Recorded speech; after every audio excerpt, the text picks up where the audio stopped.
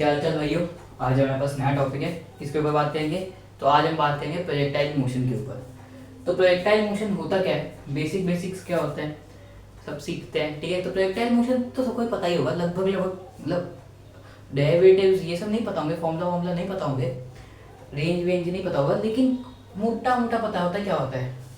ये होता है ना, किसी भी चीज़ को हमने कुछ भी एंगल से फेंका। अब यहाँ पे दो चीज़ होती है प्रोजेक्टाइल मोशन के अंदर। अब दो चीज़ आती है, क्या आती है भाई? एक मतलब एक के ग्राउंड है और ग्राउंड से मैंने कोई एक एंगल पे फेंक दिया और वापस आके ग्राउंड पे गिरा। इसको हम कहेंगे एंगुलर प्रोजेक्टाइल मोशन। कुछ एंगल, इसको हम एंगुलर वापस प्रोजेक्टाइल मोशन करेंगे। ओके ओके भाई। एक और होता है जब हम कोई बिल्डिंग से, मानते कोई एक हाइट से किसी चीज को फेंकते हैं, मानते हैं यहाँ पे कोई ऑब्जेक्ट पे, तब एक अलग होता है। इसको हम नाम क्या ही देना है ना, इसका नाम वैसे जो भी है रख दो यार, है ना। क्वेश्चन तो आता नहीं है, क्वेश्चन क्या पूछेगा? क्वेश्चन पूछेगा एक हाइट है, एक बिल्डिंग है, उसके ऊपर से मैंने कुछ फेंक दिया, रेंज निकालो, ये निकालो, फलाना ढिमकाना। ठीक है, तो बेसिकली दो तरह के होते हैं, इसको हॉरिजॉन्टल प्रोजेक्टाइल मोशन कहते हैं। ठीक है, तो पहले तो बात करते हैं इसकी, बात करते हैं क्योंकि ये थोड़ा सा इजी है, इसके बाद इसके ऊपर चलेंगे। आप बोले दोनों के अंदर अंतर क्या है? बहुत अंतर है भाई, लाखों अंतर है इन दोनों के बीच में। पहले तो अभी बात करते हैं किसकी, हॉरिजॉन्टल प्रोजेक्टाइल मोशन की। तो एक ले लेते हैं, कोई बिल्डिंग ले लेते हैं जिसकी हाइट है h, इसके ऊपर से मैंने एक बॉल फेंका, यहाँ पे आके गिरा। ओके, ये सरफेस पे आके गिरा। ठीक, तो अब पहले तो मैं टर्म्स आपको बता देता हूँ क्या किसको कहते हैं। तो सबसे पहला, सबसे ज्यादा क्वेश्चन जिस पे बनता है उसका नाम है रेंज। तो रेंज का मतलब होता है इधर से इधर वाला डिस्टेंस। ठीक है, रेंज में बहुत बढ़िया क्वेश्चन बनते हैं। फिर टाइम ऑफ फ्लाइट के ऊपर, हाइट के ऊपर बहुत बढ़िया क्वेश्चन बनते हैं। तो सबसे पहले तो इसको डिराइव करते हैं कि आपने फॉर्मूला सीखा होगा कि h is equal to half into G into T square, है ना। क्या सुना है आपने? फॉर्मूला सुना है कि हाइट इक्वल टू क्या होता है भाई, मैं खुद भूल गया क्योंकि मेरे को तो डिराइव करना आता है, हाफ इंटू जी टी का स्क्वायर। अगर आपने कभी भी डेरिवेटिव सीख लिया ना, डिराइव करना सीख लिया फॉर्मूला को, तब रटने की कोई जरूरत नहीं है, तो आपके दिमाग में आ जाएगा अच्छा ये तो हलवा का क्वेश्चन है, बना लीजिए। ठीक है, मानते हैं हम इसको ना फॉर्मूला में किससे निकालूंगा, सेकंड इक्वेशन ऑफ मोशन से। ये सीखा होगा s is equal to U T plus half of A T square, right. अब देखो यहाँ पे मानते हैं एक बॉल ही मानते हैं, ठीक है, अभी के लिए बॉल मानते हैं। यहाँ पे बॉल पे दो फोर्सेस लग रहे हैं, दो वेलोसिटी लग रहे हैं। यहाँ पे नहीं, मतलब बाद में बताता हूँ ठीक है, पहले ध्यान सीखो। यहाँ पे u इनिशियल क्या होगा, वेलोसिटी इनिशियल क्या होगी, 0 होगी कि नहीं होगी बताओ। क्योंकि इनिशियल पे अगर मैं ऐसे ही रखता हूँ इसको ऐसे करके फेंकता हूँ, तो यहाँ पे इनिशियली इसके पास क्या है, कोई वेलोसिटी है नहीं है, तो u हो गया, u इक्वल टू 0 हो गया।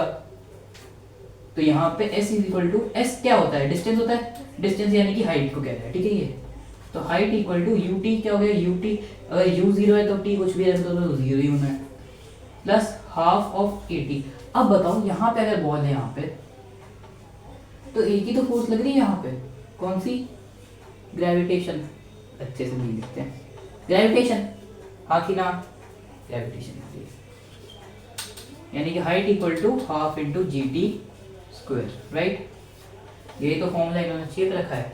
तो बोर्ड वाले क्या मांगते हैं, ये मांगते हैं। आईआईटी क्लियर करना है, जेईई का पेपर क्लियर करना है, ये मांगते हैं।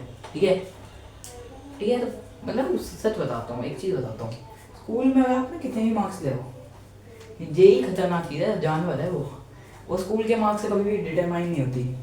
ठीक है, तो उसका एक और क्वेश्चन आता है, क्या आता है भाई, यहीं से निकालते हैं। टाइम इक्वल टू क्या होता है, टाइम इन फ्लाइट होता है अंडर रूट ऑफ 2h/g, यहीं से निकाल देते हैं, सॉरी जमा दी। Height equal to half into G T का स्क्वायर, जी टी दे दो, height into 2/g equal to T का स्क्वायर, यानी कि 2h/g equal to T square, यानी कि टी को अगर यहाँ से टी की वैल्यू निकालनी है तो इसका अंडर रूट, यही तो डिराइव किया है। ठीक है, तो सीखो कॉन्सेप्ट्स को जब तक सीखोगे नहीं तब तक फॉर्मूला रटने का कोई फायदा है नहीं।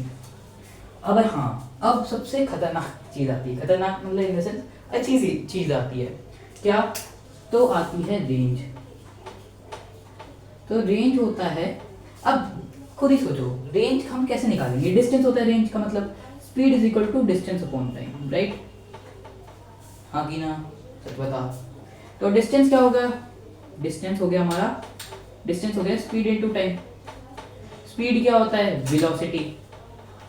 वेलोसिटी यहाँ पे क्या है? अब देखो एक चीज बताता हूँ, यहाँ पे ना जो u होगा, नीचे तो एक एक्सेलरेशन लग रहा है g, लेकिन यहाँ पे एक वेलोसिटी भी लग रही है, राइट? कौन सी? ये वाली। तो वेलोसिटी एट एनी इंस्टेंट निकालना है तो वो भी आगे बाद में सीखते हैं, अभी इसके बाद वाली स्लाइड में। लेकिन इसका बात करते हैं, distance equal to speed into time. Speed क्या है? u। टाइम का भी वैल्यू निकालिए, under root of 2h by G equal to distance. Distance यानी कि रेंज को कह रहा हूँ, है ना? तो range is equal to u into two under root of 2h by G. Clear है? ठीक। अब ना एक और चीज आता है, velocity at any instant. Velocity at any instant यानी कि कभी भी अगर आपसे पूछ ले कि वेलोसिटी क्या है, यहाँ पे जगह तो है, मानते हैं वेलोसिटी, मानता हूँ मैं यहाँ की वेलोसिटी पूछ रहा हूँ, तो वेलोसिटी में दो वेक्टर लग रहे होंगे। क्या लग रहे होंगे? वेक्टर तो सीखा ही होगा सबने, वेक्टर तो हलवा वाली चीज है। मानते हैं एक v यहाँ पे लगा होगा क्योंकि ग्रेविटी है, इसको नाम देते हैं vy। ऊपर वाले को vx नाम दे देते हैं। यहां से तो बीच में से निकल लिया ना v, जिसको हमको निकालना है। यहाँ पे अगर बॉल है तो v हमको निकालना है, vy या vx हमको पता है? पता नहीं है लेकिन है तो ना, ठीक है? तो vy की वैल्यू अगर मेरे को निकालनी है, vy या v की वैल्यू निकालनी है, तो v की वैल्यू हम कहाँ से निकाल सकते हैं? रेंज का फॉर्मूला, रेंज क्या है? रिजल्टेंट का फॉर्मूला आता है वेक्टर्स के अंदर, वैसे निकालना है, अंडर रूट ऑफ इसका vy स्क्वायर प्लस प्लस होता है ना, सॉरी माइनस होता है, मेरे को खुद ही कंफ्यूजन होती है, vx स्क्वायर, राइट? इससे v निकाल लेना, वेलोसिटी एट एनी इंस्टेंट। अब अगर इसको ना वापस मैं तोड़ूं तो vx की वैल्यू मैंने अभी बताई थी आपको, 0 होगी, है ना? हॉरिजॉन्टल वेलोसिटी के अंदर जो ऊपर वाली वेलोसिटी होगी क्या होगी? 0 होगी यार, यानी कि इसकी वैल्यू तो होगी क्या? 0। रख के कोई फायदा नहीं है। तो अंडर रूट ऑफ 0 स्क्वायर 0। अब vx की value, sorry vx by okay, तो vy की वैल्यू क्या होगी? थोड़ा सोचो, vy की वैल्यू हम क्या रखेंगे? क्या होती है? एक और चीज सीखो कि v इक्वल टू क्या होता है? u प्लस at होता है कि नहीं होता? होता है कि नहीं होता? अब वेलोसिटी की मेरे को वैल्यू निकालनी है, v u यहाँ पे क्या है? 0 प्लस एक्सेलरेशन कौन सी है? ग्रेविटी तो ही है, तो एक्सेलरेशन gt, यानी कि v का नाम मैं दे देता हूँ gt का स्क्वायर। ओके, तो मेरे को अगर v निकालना है एट एनी इंस्टेंट, यानी कि वो हो जाएगा gt इक्वल, है ना? 0 माइनस कुछ भी करोगे क्या ही है ना? सच बता रहा हूँ, क्या आएगा? कुछ फर्क पड़ेगा उससे? gt आएगा, ठीक है? तो इससे क्या है? वेलोसिटी का एनी इंस्टेंट gt की वैल्यू आएगी। ओके, अब डायरेक्शन ऑफ रिजल्टेंट वेलोसिटी, ये तो अभी 9th वालों के स्टैंडर्ड से अबव वाली चीज है, ये तब भी बता देता हूँ। देखो, हमने वेक्टर सीखा था, हमने नहीं सीखा था शायद, मैंने एक वीडियो नहीं बनाई है वेक्टर पे। वेक्टर जब सीखेंगे तब समझ आ जाएगा आपको और क्लियर हो जाएगा, वरना वेक्टर आप कहीं और से भी सीखते हो तो आपको पता होगा कि रिजल्टेंट फोर्स कैसे निकालते हैं, फिर क्या देखते हैं उसके बीच का एंगल कैसे निकालते हैं।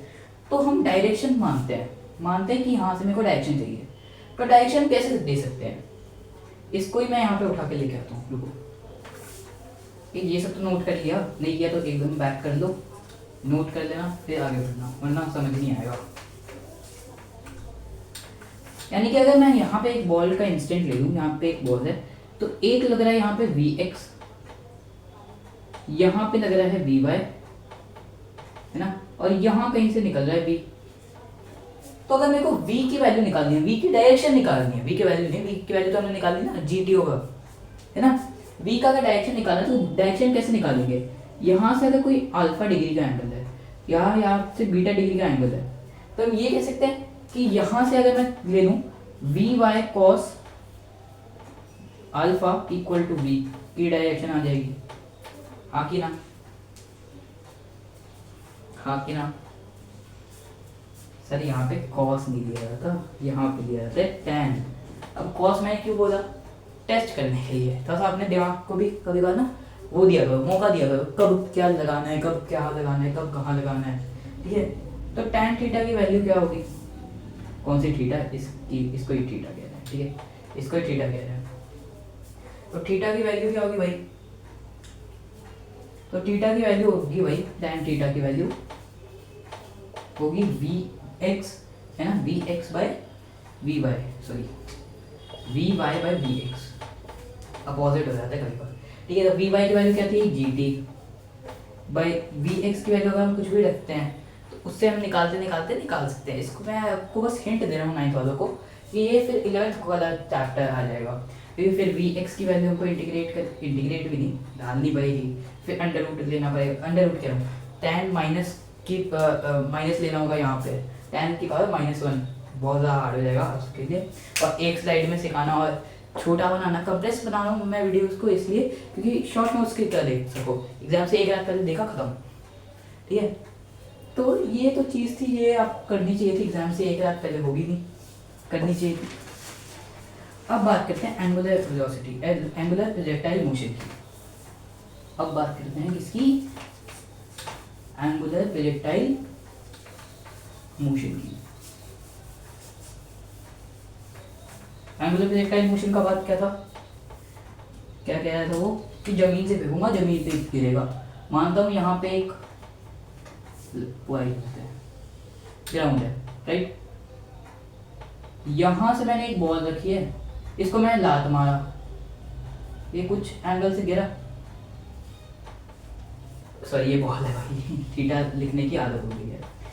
तो यहाँ पे अब क्या चीज बोल रहा हूँ, एंगुलर प्रोजेक्टाइल मोशन नाम क्यों है इसका, क्योंकि यहाँ पे थीटा डिग्री होगी भाई, है ना, यहाँ पे u 0 नहीं होगा, u की कोई ना कोई वैल्यू होगी, ठीक है।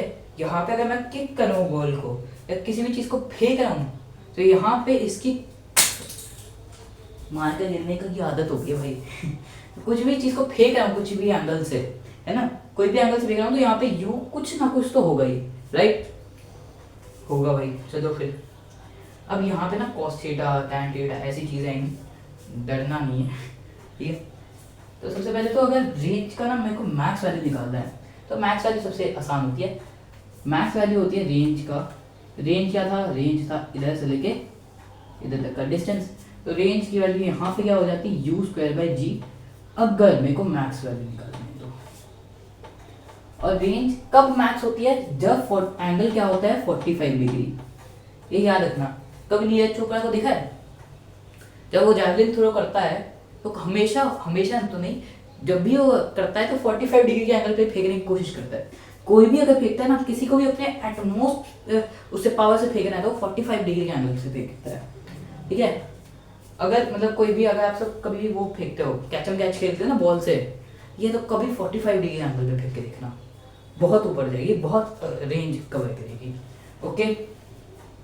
चलो ठीक है, अगर अब देखना, अब cos थीटा sin थीटा की वैल्यू आएगी, अब यहाँ पे अगर मैं बांधूं, यहाँ पे एक v x होगा, सॉरी v y होगा, और यहाँ पे कुछ v y होगा, थोड़ा सा साफ सुथरा, थोड़ा सा दिमाग में रखना है क्या बोल रहा हूँ मैं, ठीक है। यहाँ पे एंगल है थीटा v y से, और जहाँ पे ये u जा रहा है, u और v y के बीच में क्या है, थीटा डिग्री का एंगल है। तो हम क्या करेंगे, ऊपर जो, हाँ ये सबसे इंपॉर्टेंट चीज़ है, थीटा के पास जो भी एंगल बनेगा उसके अंदर cos थीटा लगता है। 9th वालों या 10th वालों को अच्छे से समझ आना चाहिए कि बहुत बढ़िया क्वेश्चन बनता है इसको। अगर मैं इसको अच्छे से लिख लूँ, बॉल पे क्या बनेगा, एक वी वाई बनेगा, वी एक्स बनेगा, और एक यहाँ से कुछ ना कुछ u होगा, राइट। और इन दोनों के अगर बीच में एंगल थीटा है तब वी एक्स की वैल्यू क्या होगी भाई, तो भाई वी एक्स की वैल्यू होगी u into cos theta, u into cos theta होगी इसकी वैल्यू, और ऊपर जो थीटा एंगल से थोड़ा सा दूर है वहां की वैल्यू होगी v इंटू साइन थीटा। ठीक, समझ आया, मजा आया? ठीक है, तो अब बताओ कि अब रेंज की वैल्यू अगर मेरे को किसी भी इंस्टेंट के लिए निकालनी है जब इसका थीटा एंगल कुछ भी हो, मतलब इंस्टेंट बोल रहा हूँ, मतलब रेंज की वैल्यू अगर मेरे को कोई भी चीज़ के लिए निकालनी है तो मैं तो हमेशा मैक्स वैल्यू से फेंक नहीं रहा, कुछ ना कुछ एंगल बदलते जा रहा हूँ। कभी मैंने 35 पे फेंक दिया, कभी मैंने खिंचा के मारा तो 60 पे फेंक दिया, कभी 45 पे फेंक दिया, कोई भी एंगल से फेंक रहा हूँ, है ना। और कोई डेफिनाइट भी नहीं है, 43 हो जाएगा, 47 हो जाएगा, 37 हो जाएगा, 53 हो जाएगा, ठीक है, कोई भी एंगल से फेंक रहा हूँ। तब मैं क्या करता हूँ, तब रेंज का फॉर्मूला होता है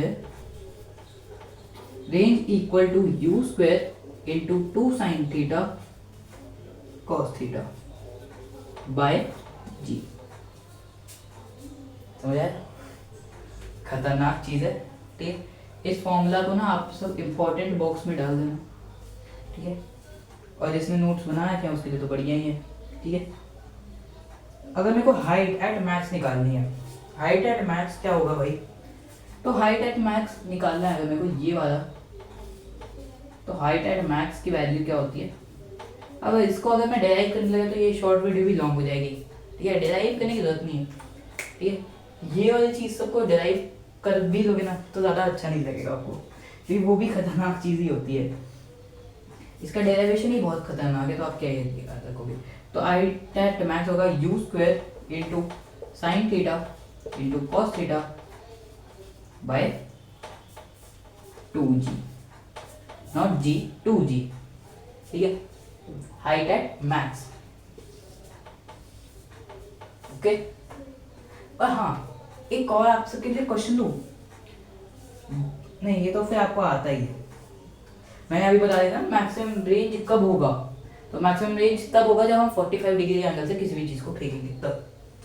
तो और एक और चीज़, ये बहुत बढ़िया चीज़ थी, ये मैंने खुद किसी सर से देखा था कि रिलेशन अगर बताना है आपको, रिलेशन बताना है, हमारा तो रिलेशन हो ही नहीं रहा किसी से, relation between height and range, height